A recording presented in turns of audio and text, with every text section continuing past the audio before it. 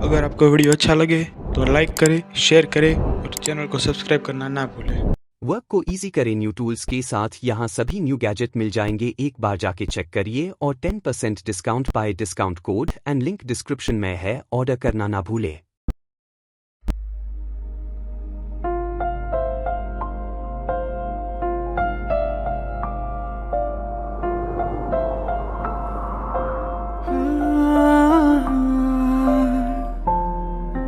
सिद्धि ने रुद्र का साथ जश्न में तब दिया जब कीरत और छोटी माँ उसका अपमान कर रहे थे। उसने रुद्र का बचाव करते हुए कीरत और उसकी माँ को बहुत सारी बातें सुनाई, जिसका परिणाम ये हुआ कि कीरत और रुद्र की माँ अब सिद्धि के खिलाफ हो गए थे और जिसकी वजह से राघवेंद्र डरने लगा था कि शायद बड़े ठाकुर सिद्धि से नाराज हो जाएंगे क्योंकि सिद्धि ने बड़े ठाकुर की पत्नी और उनके बेटे का अपमान कर दिया। राघवेंद्र ने डरते हुए बड़े ठाकुर के सामने हाथ जोड़ लिए और गिड़गिड़ाते हुए बोलने लगा, बाबा माफ कर दीजिए, मुझे नहीं पता था कि सिद्धि इतना बड़ा तमाशा कर देगी। मैंने उसे रोकना चाहा लेकिन उसके मन में सुबह से ही कीरत और छोटी माँ को लेकर बेहद गुस्सा भरा हुआ था। रुद्र के अपमान की वजह सिद्धि खुद को मान रही थी। मैं आपसे माफी मांगता हूँ, सिद्धि आइंदा से ऐसी कोई गलती नहीं करेगी और किसी का भी अपमान नहीं करेगी। बाबा उसे माफ कर दीजिए। अंकुर भी हाथ जोड़कर बड़े ठाकुर के सामने बैठ गया और कहने लगा, बाबा सिद्धि अभी बच्ची है। आज सुबह उसकी तबीयत भी खराब थी और रुद्र के साथ जो भी हुआ वो सच में गलत था। हम में से एक ने भी रुद्र का साथ नहीं दिया था सुबह। सिद्धि ने आज जो भी किया वो गलत जरूर हो सकता है, लेकिन कम से कम हमारी तरह वो चुप नहीं रही और रुद्र का साथ दिया उसने। इसके लिए आप सिद्धि को कोई सजा मत दीजिएगा, मैं आपसे बस यही उम्मीद रखता हूँ। नियामिका और मधु बड़े ठाकुर को देख रहे थे। बड़े ठाकुर खामोशी के साथ तीखी नजरों से अंकुर और राघवेंद्र दोनों को देख रहे थे। नियामिका ने धीरे से पूछा, बाबा आप नाराज हैं? इस पर बड़े ठाकुर ने उससे कहा, क्या लगता है बहू, मुझे इस समय नाराज होना चाहिए या नहीं? इस पर नियामिका ने उनसे कहा, मुझे लगता है कि आपको नाराज होना चाहिए क्योंकि सिद्धि ने आज अपनी हद सच में पार कर दी। उसने छोटी माँ और कीरत से बहुत ही गलत तरीके से बात की। लेकिन जहां तक मुझे लग रहा है नहीं, शायद आप नाराज नहीं हैं क्योंकि आप ये जानते हैं कि सिद्धि ने रुद्र का साथ दिया है। जब उसके साथ हम में से कोई भी खड़ा नहीं था तब सिद्धि ने रुद्र का साथ दिया और उसने सिर्फ रुद्र का साथ ही नहीं बल्कि उसने सच का साथ दिया। इतना सुनकर बड़े ठाकुर बड़ी जोर से हंसे और बड़े ठाकुर को हंसता देखकर सभी हैरान हो गए। अंकुर ने बड़े ठाकुर से पूछा, बाबा आप हंस क्यों रहे हैं? बड़े ठाकुर ने नियामिका से कहा, बहू तुम एकदम ठीक कह रही थी। मैं तुमसे या किसी से भी गुस्सा नहीं हूँ, बल्कि सिद्धि ने आज जो किया वो काबिले तारीफ था क्योंकि आज वो किसी से भी नहीं डरी और सबसे खुशी की बात है कि उसने रुद्र का साथ दिया जो हम में से कोई भी नहीं करता है। उस बच्ची के अंदर इतनी हिम्मत है कि वो सच का साथ देने में बिल्कुल भी नहीं हिचकिचाती है। मैं भगवान से प्रार्थना करता हूँ कि मेरे बेटों के अंदर भी ये हिम्मत आ जाए और वो भविष्य में हमेशा सच का साथ दें। मैंने हमेशा सच का और सही का साथ दिया है, लेकिन अपने घर की मुसीबतों के चलते, अपने घर की उलझनों के चलते और यहाँ पर जो राजनीतिक गंदगी फैल गई थी उसमें उलझ कर रह गया था और मैंने भी कहीं न कहीं सच से अपना मुंह मोड़ लिया। अंदर ही अंदर मैं रुद्र के लिए अपने आप को गुनहगार मानता था, इसलिए उससे बचता रहा और इस बात का फायदा मेरे बेटे और मेरी पत्नी ने खूब उठाया। मैंने देखा था बहू कि तुमने राघवेंद्र का हाथ पकड़ा था और उसे सिद्धि के पास जाने से रोका था। क्या मैं इसकी वजह जान सकता हूँ? और हाँ, मुझसे झूठ मत बोलना। नियामिका ने बिना डरे हुए बड़े ठाकुर से सब बताया कि सिद्धि से आज दोपहर में उसकी क्या बात हुई। उसने बताया कि सिद्धि ने उसे कहा था कि गलत का साथ देना भी गलत के ही बराबर है और हम सब हमेशा से ही गलत करते आ रहे हैं। नियामिका ने बड़े ठाकुर से ये भी कहा, बाबा सच कहूँ तो मैं सिद्धि की बात से पूरी तरह सहमत हूँ। मुझे भी एहसास होने लगा था कि अगर रुद्र का अपमान होते हुए हम देखते हैं और उसके लिए कुछ भी नहीं करते हैं तो कहीं न कहीं छोटी माँ और कीरत के जैसे ही हम भी गुनहगार हैं। हम भले उसका अपमान नहीं करते, लेकिन हाँ, उसके अपमान को देखते जरूर हैं। इसीलिए मैंने राघव का हाथ पकड़ा था क्योंकि वो सिद्धि को रोकने जा रहे थे और मैं उनसे बस यही कह रही थी कि जो भी होगा देखा जाएगा, आप सिद्धि को मत रोको। बड़े ठाकुर ने राघवेंद्र और अंकुर को उठाया और उनसे कहने लगे, तुम दोनों को अब समझ में आया कि मैं क्यों हंस रहा था। सिद्धि यकीनन छोटी बच्ची है, लेकिन इतनी भी छोटी नहीं कि सही और गलत के बीच का फासला न समझ सके। उस बच्ची ने उस दिन मेरी आंखें खोल दी थी। एक परिवार कैसा होता है उसने मुझे ये समझाया। और आज उसने गलत और सही के बीच में जब सही को चुना तब मुझे उस पर नाज होने लगा। मैं सिद्धि से मिलना चाहता हूँ, उसे अभी बुलाकर लाया जाए। इधर सिद्धि रुद्र का हाथ पकड़कर उसे लेकर उसके कमरे में पहुंची। रुद्र ने अपना हाथ झटक कर सिद्धि से छुड़ाया और उससे कहने लगा, तुम पागल हो गई हो। आज जो तुमने किया है वो तुम्हें नहीं करना चाहिए था। मैं मानता हूँ कि तुम मेरी तरफ से बोल रही थी और मेरे लिए ही बोल रही थी, लेकिन इसका खामियाजा बहुत बुरा होगा। सिद्धि, वो लोग तुम्हारे साथ कुछ भी गलत कर सकते हैं। तुमने मेरा बचाव करते करते खुद को खतरे में डाल दिया। अब समझ में आ रहा है कि हम सब तुमसे क्यों कह रहे थे कि तुम्हें यहाँ के मामलों में नहीं पड़ना चाहिए। सब सुनते हुए रुद्र को बिना जवाब दिए सिद्धि ने कमरे में आसपास देखा और एक कपड़े को उठाकर उसे पानी में भिगोया और रुद्र के पास आई। रुद्र ने चिल्लाकर कहा, तुम सुन रही हो ना मैं तुमसे क्या कह रहा हूँ? इस पर सिद्धि ने जवाब दिया, हाँ सुन रही हूँ, तुम बोलो ना, मैं सब सुन रही हूँ। और साथ ही सिद्धि उस गीले कपड़े से रुद्र के कपड़ों को और उसके चेहरे को साफ करने लगी, क्योंकि कीरत का जूठा खाना अभी भी रुद्र के कपड़ों और मुंह पर दाग की तरह लगा हुआ था। सिद्धि जब उसके कपड़ों और उसके चेहरे को साफ करने लगी तब रुद्र ने उसका हाथ पकड़ लिया और उससे धीरे से पूछा, क्यों? आखिर क्यों कर रही हो मेरे साथ ऐसा तुम? कभी मुझसे दूर जाती हो, कभी मुझसे नफरत करती हो और कभी मेरे इतने पास आ जाती हो। तुम्हें अंदाजा नहीं है कि तुमने आज क्या किया है। इस पर सिद्धि ने उसे समझाते हुए कहा, हाँ मुझे पता है मैंने क्या कहा था और मैंने क्या किया था, लेकिन यकीन मानो सारी चीजें समझने के बाद ही मैंने वो कदम उठाया था। मुझे फर्क नहीं पड़ता कि लोग इसके बारे में क्या कहेंगे या मुझ पर आगे आने वाले समय में क्या खतरा आएगा, लेकिन जो सच है मैं बस उसी के साथ रहूंगी और मैं जानते बूझते अपनी आंखें बंद नहीं कर सकती। रुद्र ने उससे बेहद धीरे से कहा, ए छिपकली, मुझे इन सब बातों की आदत नहीं है। मुझे आदत नहीं है कि कोई मेरी परवाह करे या कोई मेरे इतने करीब आए। मुझे इतने अपनेपन की आदत नहीं है। अगर तुम ऐसा करोगी तो कहीं मुझे तुमसे प्यार ना हो जाए। इस पर सिद्धि ने मुस्कुराकर उसे जवाब दिया, फिक्र मत करो, जब भी तुम्हें मुझसे प्यार होगा मैं खुद आकर तुम्हें थप्पड़ मारूंगी और तुमको होश में लेकर आऊंगी। मुझे याद है तुमने कहा था कि अगर मैं तुम्हारी जिंदगी में आऊंगी तो तुम जहर खा लोगे, तो मैं तुम्हें जहर खाने पर मजबूर नहीं करूंगी, बल्कि इतना मारूंगी कि तुम्हारी अक्ल ठिकाने आ जाएगी। इस पर रुद्र हंसने लगा और हंसते हुए बोला, तो तुम मुझे थप्पड़ मारोगी? हाँ बिल्कुल, ऐसे चटाक करके थप्पड़ मारूंगी अगर तुमने इस तरह की बातें दोबारा की कि तुम्हें अपनेपन की आदत नहीं है। और हाँ, अगर तुमने किसी और को खुद का अपमान करने दिया और मुंह बंद करके इस तरह से बेइज्जती सहने लगे ना तो पक्का थप्पड़ मारूंगी। रुद्र और सिद्धि बातें कर ही रहे थे कि मधु जल्दी से भागकर कमरे में आई और हांफते हुए सिद्धि से कहने लगी, दीदी, बड़े ठाकुर साहब ने आपको बुलाया है, अभी वो आपसे मिलना चाहते हैं। सिद्धि ने जब मधु को ये कहते सुना कि बड़े ठाकुर ने उसे बुलाया है तो वो डर गई। ये सुनकर उसने मधु से पूछा, क्या बात है? मुझे लगता है आज मेरे कारनामे के लिए सीधे मेरी गर्दन उड़ाई जाएगी। इस पर रुद्र उससे बोला, अभी तो बड़ी बहादुर बन रही थी और फिर वही बात हो गई कि तुम्हें डर लग रहा है। चलो मधु, आज देखते हैं कि कैसे सिद्धि की गर्दन हवा में उड़ाई जाएगी, या फिर ये भी हो सकता है कि इसे किसी घोड़े के पीछे बांधकर घोड़े को भगा दें और सिद्धि दूर तक जमीन में घिसटती हुई अपनी जान गंवा दे। सिद्धि ये सुनकर आंखें बड़ी बड़ी करके रुद्र और मधु को देखने लगी। मधु मुस्कुराकर रुद्र से कहने लगी, मालिक, गर्दन का तो पता नहीं, लेकिन हाँ, अभी दीदी को इनाम तो पक्का मिलेगा, क्योंकि बड़े ठाकुर गुस्से में हैं और वो दीदी से अभी ही मिलना चाहते हैं। खाना तो नहीं खाया, लेकिन पेट भर के सजा तो पक्का मिलने वाली है इनको। इस पर सिद्धि ने उससे कहा, अब तुम अपना मुंह मत चलाओ, देखते हैं क्या होगा और जो होगा देखा जाएगा। और इतना कहकर सिद्धि बड़े ठाकुर के पास चली गई। मधु भी उसके पीछे पीछे भाग कर गई। रुद्र कमरे में खड़ा था। उसने सोचा कि शायद मुझे नहीं जाना चाहिए, हो सकता है वहाँ सिद्धि को मेरी जरूरत ना हो, या फिर मुझे देखकर बाबा सिद्धि को कुछ कह न पाए। शायद मुझे देखकर वहाँ का माहौल बदल जाएगा। रुद्र को समझ ही नहीं आ रहा था कि उसे भी सिद्धि के साथ जाना चाहिए था या नहीं, लेकिन फिर उसने सोचा कि अगर सिद्धि को वहाँ पर मेरी वजह से डांट पड़ी तो ये अच्छी बात नहीं होगी। इसलिए उसने भी चुपचाप से सिद्धि के पीछे बड़े ठाकुर के पास जाने का फैसला किया और बड़े ठाकुर के पास चला गया। इधर सिद्धि जब बड़े ठाकुर के पास पहुंची तो धीरे कदमों से उनके पास गई और नजरें झुकाकर धीरे से बोली, बाबा, आपने मुझे बुलाया? बड़े ठाकुर ने उससे सख्त आवाज में कहा, हाँ सिद्धि, आज तुमने जो किया उसके लिए क्या सफाई दोगी? सिद्धि ने चारों तरफ नजर घुमाकर देखा तो वहां राघवेंद्र, नियामिका और अंकुर एक किनारे खड़े थे और वो चुप होकर बस सिद्धि और बाबा को ही देख रहे थे। उसने नियामिका की तरफ देखा और मुंह बनाने लगी। इस पर नियामिका ने उसे इशारे में शांत रहने को कहा और कहा कि बाबा से वो माफी मांग ले।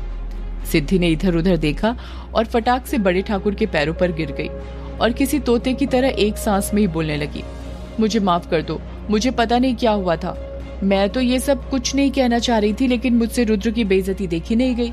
रुद्र तो बेचारा बस यहाँ पर जश्न में शामिल हुआ था क्योंकि दादा ने उससे कहा था, और मेरी वजह से जब उसकी पूजा में बेइज्जती हुई तो भी मुझे बहुत बुरा लगा। मुझसे सहन नहीं हुआ वो सब। मैं पता नहीं क्यों मैंने बिना सोचे समझे छोटी माँ से वो सब बोल दिया। कैसे वो सब मैंने बोल दिया। उसके बाद में जब जबरदस्ती छोटी माँ और कीरत वो सारी चीजें बोल रहे थे तो मेरे मुंह से अपने आप ही ना जाने क्या क्या सारी बातें निकलती चली गई। इस पर बड़े ठाकुर ने उससे कहा, तुम तो उन दोनों का चेहरा बिगाड़ना चाहती थी ना। इतना सुनने के बाद सिद्धि को याद आया कि उसने कांच का टुकड़ा भी कीरत और छोटी माँ पर उठाया था। सिद्धि ने जोर से चिल्लाते हुए कहा, बाबा मैं पागल हो गई थी जो गुस्से में कांच का टुकड़ा लेकर कीरत और छोटी माँ पर चढ़ गई थी। बाबा मुझे माफ कर दीजिए, मैं दोबारा से ऐसा कभी नहीं करूंगी। आप चाहे तो मैं आज पूरा दिन खाना भी नहीं खाऊंगी, लेकिन प्लीज मेरी गर्दन को मत उड़ाना और घोड़े से बांधकर मुझे दूर मत खिंचवाइएगा। ये सब सुनकर बड़े ठाकुर, अंकुर और राघवेंद्र नियामिका के साथ में हंसने लगे। सिद्धि को कुछ समझ नहीं आया। उसने सिर उठाकर देखा तो सारे लोग उस पर हंस रहे थे, यहाँ तक कि मधु भी सिद्धि पर हंस रही थी। सिद्धि खड़ी होकर चुपचाप से सबको देखने लगी और उसने बड़े ठाकुर से पूछा, बाबा आप मुझसे गुस्सा नहीं है, आप हंस क्यों रहे हैं? बड़े ठाकुर ने उसके सिर पर हाथ रखते हुए कहा, नहीं मैं तुमसे नाराज नहीं हूँ, बल्कि तुमने जो किया मैं उसकी सराहना करता हूँ। ऐसा नहीं होता है किसी के साथ खड़े होना और सच का साथ देना, लेकिन तुमने ये किया और मैं इसके लिए सच में बहुत ज्यादा खुश हूँ। सिद्धि ने ये सुनकर धीरे से मुस्कुरा दिया और नियामिका की तरफ देखने लगी कि तभी बड़े ठाकुर ने सिद्धि से कुछ पूछा, जिसे सुनकर सिद्धि हैरान हो गई। कभी ये हंसाए कभी ये रुलाए, ये है कसौटी रिश्तों की।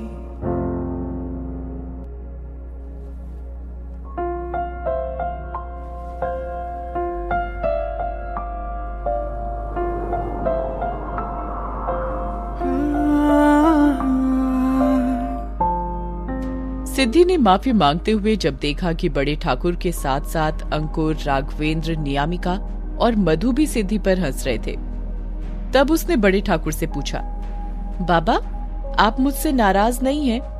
इस पर बड़े ठाकुर ने उससे कहा, नहीं, लेकिन साथ ही उन्होंने कुछ ऐसा कहा जिससे सिद्धि चौंक गई और साथ ही वहां खड़ा हर एक शख्स चौंक गया।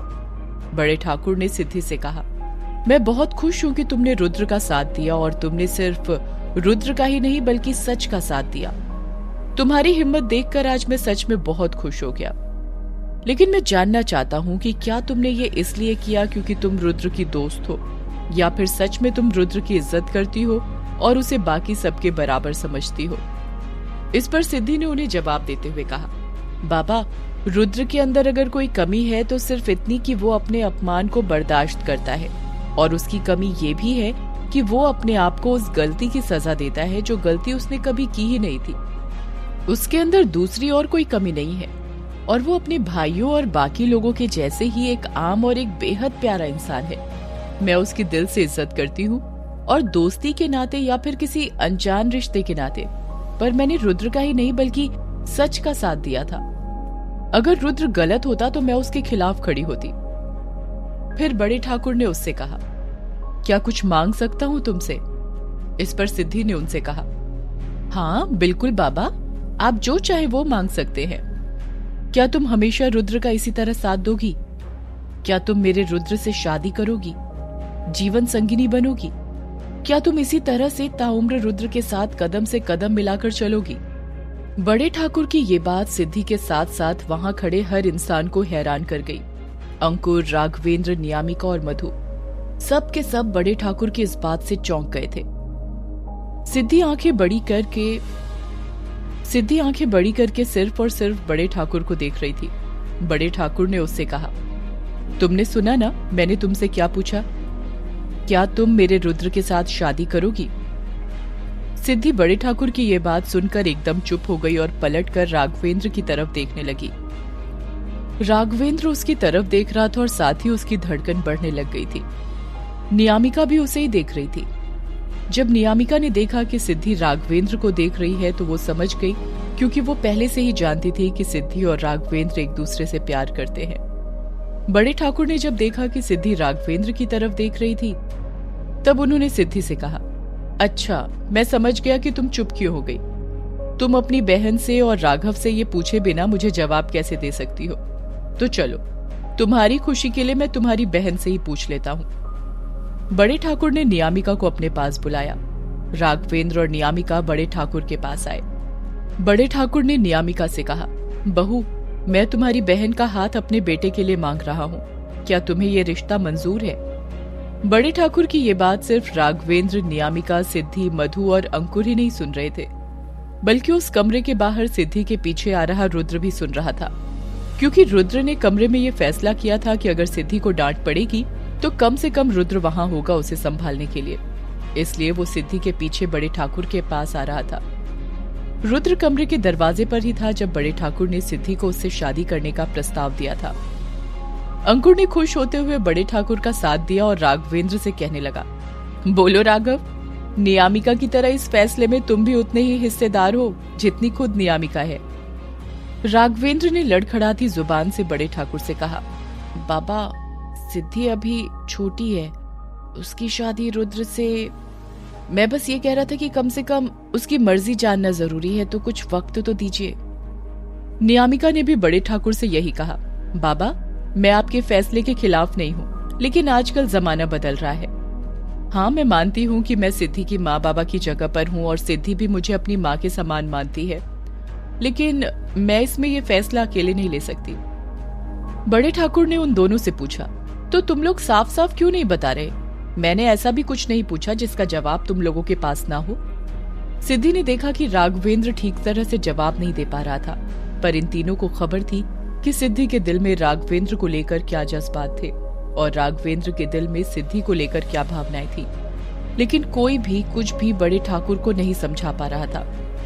रुद्र कुछ पल के लिए एकदम से खुश हो गया था और वो सिद्धि का जवाब सुनने के लिए वहीं कमरे के दरवाजे के पास रुक गया। रुद्र को ये महसूस होने लगा था कि शायद बाबा का ये सवाल उसकी जिंदगी बदल देगा। रुद्र के मन में सिद्धि के लिए एक जगह थी और वो जगह सबसे खास जगह थी। हालांकि रुद्र को ये पता नहीं था कि वो सिद्धि को पसंद करता है या नहीं, लेकिन हाँ, उसके लिए कुछ तो जरूर महसूस करता था। जब बड़े ठाकुर ने उसके लिए सिद्धि का हाथ मांगा था तब उसके चेहरे पर एक खुशी थी और उसकी आंखों में सिद्धि के साथ जिंदगी बिताने के सपने ने जन्म ले लिया था। रुद्र बेसब्री से इंतजार कर रहा था कि सिद्धि बाबा के इस सवाल का क्या जवाब देगी। बाबा ने जो प्रस्ताव सिद्धि को दिया था, अगर वो उसके लिए हाँ बोलेगी तो रुद्र की जिंदगी खुशियों से भर जाएगी। वो यही सोच रहा था कि तभी सिद्धि ने अपना जवाब दिया।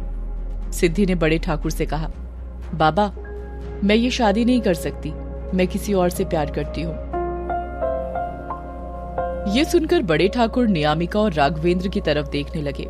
राघवेंद्र को इस बात का अंदाजा ही नहीं था कि सिद्धि ये बात बड़े ठाकुर के सामने बोलेगी। बड़े ठाकुर ने माथा समेटते हुए राघवेंद्र और नियामिका से कहा, क्या तुम दोनों इस बारे में जानते थे? इस पर राघवेंद्र हड़बड़ा गया, लेकिन नियामिका ने बड़े ठाकुर का सामना करते हुए उनसे कहा, हाँ बाबा, मैं जानती थी इस बारे में, लेकिन मुझे ये नहीं पता था कि आप ये प्रस्ताव रख देंगे, वरना ये बात मैं आपसे पहले ही बता देती। आगे आने वाले दिनों में मैं खुद आपके पास आने वाली थी ये बात लेकर, लेकिन हालात इस तरह से करवट ले लेंगे ये मुझे अंदाजा नहीं था। सिद्धि का जवाब सुनकर रुद्र का दिल मानो टूट ही गया, क्योंकि उसने सोचा था कि शायद सिद्धि उसे पसंद करती हो, लेकिन नहीं, वो उसके लिए सिर्फ अपनी एक जिम्मेदारी या फिर दोस्ती का फर्ज निभा रही थी। रुद्र समझ नहीं पा रहा था कि जब बड़े ठाकुर ने सिद्धि को रुद्र से शादी करने के लिए कहा तो वो खुश क्यों हो गया, जबकि वो तो किसी के साथ अपनी जिंदगी बिताने के बारे में सोचता भी नहीं था। और फिर जब सिद्धि ने मना कर दिया तब रुद्र को इतना बुरा क्यों लग रहा था। उसे समझ नहीं आ रहा था कि सिद्धि को लेकर रुद्र के दिल में जो जगह है वो प्यार है, दोस्ती है या फिर सिर्फ एक खिंचाव है। रुद्र ने महसूस किया कि उसकी आंखों से खुद ही आंसू बह रहे थे। उसने अपने दिल पर हाथ रखा तो उसे ये महसूस हुआ कि उसके दिल की धड़कन सिद्धि से शादी की बात सुनकर तेज हो गई थी, अब अचानक से धीमी हो गई थी। रुद्र अपने आप में ही उलझा हुआ था कि तभी उसने बड़े ठाकुर के चिल्लाने की आवाज सुनी। बड़े ठाकुर सिद्धि पर चिल्ला उठे, क्या बकवास कर रही हो, और ये बात तुमने आज तक किसी से बताई क्यों नहीं? सिद्धि ने सिर झुकाकर बड़े ठाकुर से कहा, बाबा मुझे नहीं पता कि मैं सही हूं या गलत हूं, मगर रुद्र को लेकर मैंने कभी भी शादी जैसी बात नहीं सोची। और आप ये भी तो सोचिए कि रुद्र मुझसे चिढ़ता है, वो मेरी बातें सुन लेता है क्योंकि मैं उससे जिद करती हूँ, पर रुद्र मुझसे प्यार नहीं करता। चलिए मान लिया कि मैं अपने प्यार को अपने मन में ही दबा लेती हूँ और रुद्र से शादी करने के लिए हाँ बोल देती हूँ, लेकिन क्या रुद्र मुझसे शादी करने के लिए राजी होगा? क्या मुझ जैसी लड़की को अपने गले पड़ने देगा? बाबा रुद्र मुझे पसंद नहीं, नफरत करता है। और चलो मान लिया कि अगर वो मुझसे नफरत नहीं करता तो भी उसका हक है कि वो जिसे प्यार करे उससे शादी करे, उसका साथ दे। रुद्र को जिंदगी में उसकी पसंद का कभी कुछ नहीं मिला है और आप मुझे पसंद करके उससे ये हक भी छीन रहे हैं। रुद्र की पसंद मैं नहीं हूँ। अगर वो मुझे पसंद करता तो मैं अभी उससे शादी कर लेती। आप मेरी और रुद्र की शादी की बात सिर्फ इसलिए कह रहे हैं ना क्योंकि मैं उसका साथ देती हूँ और उसके साथ खड़ी होती हूँ? बोलिए बाबा। हाँ, क्योंकि तुम्हारे अलावा इस पूरे घर में और कोई नहीं है जो रुद्र को इतनी अच्छी तरीके से समझता हो। बात समझने की अगर है तो बाबा जब सब कोशिश करेंगे तो सब उसे समझने लगेंगे। वो दिल का बहुत प्यारा इंसान है, उसके जैसा इंसान इस पूरे घर में कोई नहीं है। लेकिन बाबा मैं यकीन से कह सकती हूँ कि वो मुझसे प्यार नहीं करता, वो मुझसे शादी भी नहीं करना चाहेगा। तो क्या फायदा होगा इस शादी का जब मैं नहीं खुश होंगी और वो खुश नहीं होगा? सिद्धि बाबा से बात कर ही रही थी कि तभी रुद्र पीछे से बोल पड़ा, बाबा ये लड़की सही कह रही है, मैं इससे प्यार नहीं करता। हम दोनों के बीच में अगर कोई रिश्ता है तो वो सिर्फ समझदारी का है और दोस्ती का है, और एक हद तक हमारे बीच में दोस्ती भी नहीं है क्योंकि इसकी बातें मुझे समझ नहीं आती और मेरी बातें इसे समझ में नहीं आती। आज पूजा के बाद में अगर आपने सिद्धि को देखा होता तो यकीनन आप मुझे गोली ही मार देते क्योंकि मैंने उसके हाथ पैर बेड में बांध दिए थे। बाबा मैं लोगों को संभाल नहीं सकता। शायद राघव सही कह रहा था कि मैं जानवर हूँ और मैं नहीं चाहता कि मेरे जैसे जानवर की शादी आप इस छिपकली से कर दो। बाबा मैं खुद से शादी के लिए मना कर रहा हूँ। फिर इस बात का जोर आप भाभी या किसी और पर क्यों डाल रहे हैं? जब मेरा परिवार मेरे साथ खड़ा नहीं हो सकता तो इस लड़की के खड़े होने या ना होने से क्या फर्क पड़ता है? और मुझे किसी के सहारे की जरूरत नहीं है। मुझे पता है कि कहाँ पर मैं कमजोर पड़ता हूँ और कहाँ पर मुझ में हिम्मत होती है। मैं बस उन मामलों में ही बोलता हूँ या अपनी हिम्मत दिखाता हूँ जहाँ जरूरी होता है। मैं इस पागल लड़की के जैसे हर मामले में बड़बड़ाता नहीं हूँ। बाबा मैं इस लड़की से शादी नहीं करना चाहता। मैं चाहता हूँ कि मैं अगर किसी की जिंदगी का हिस्सा बनूं तो मैं दो विकल्पों के बीच का हिस्सा ना बनूं, बल्कि मैं किसी की पसंद बनकर उसकी जिंदगी का हिस्सा बनूं। सिद्धि ने जब रुद्र की ये बात सुनी तो वो उसे देखने लगी और सोचने लगी कि रुद्र उतना बुरा भी नहीं है जितना लोग उसे बनाकर रखते हैं। उसे प्यार पर यकीन न हो, लेकिन हाँ किसी खास की शायद उसकी जिंदगी में इस समय कमी है।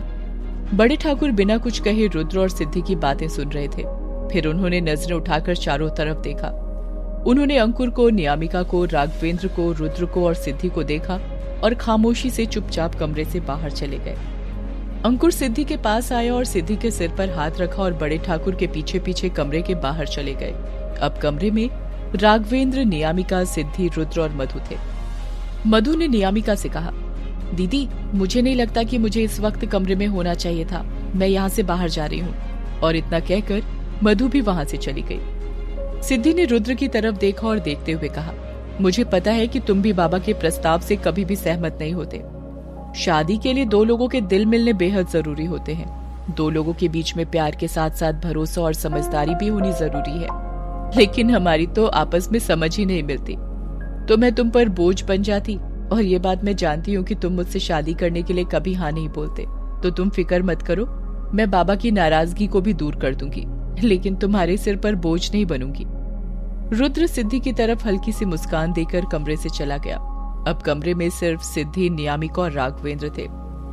सिद्धि ने नियामिका से कहा, माफ कर दो दी, पर मेरे पास और कोई उपाय ही नहीं बचा था। हाँ मैं समझ गई थी। लेकिन राघवेंद्र ने सिद्धि पर गुस्सा करते हुए कहा, सिद्धि नासमझी की भी हद होती है। एक तो आपने जश्न में इतना तमाशा कर दिया, वो भी रुद्र के बचाव में, जिसकी कोई भी जरूरत नहीं थी। और उस पर अभी आपने बाबा से कह दिया कि आप किसी से प्यार करती हैं। अगर बाबा थोड़ा सा जबरदस्ती करते और नाम पूछने लगते तब क्या करती? बता देती उन्हें कि आप किससे प्यार करती हैं। सिद्धि हैरानी के साथ राघवेंद्र को देखने लगी। उसे समझ नहीं आ रहा था कि वो इस तरह से क्यों बोल रहा था। कभी ये हंसाए, कभी ये रुलाए, ये है कसौटी रिश्तों की।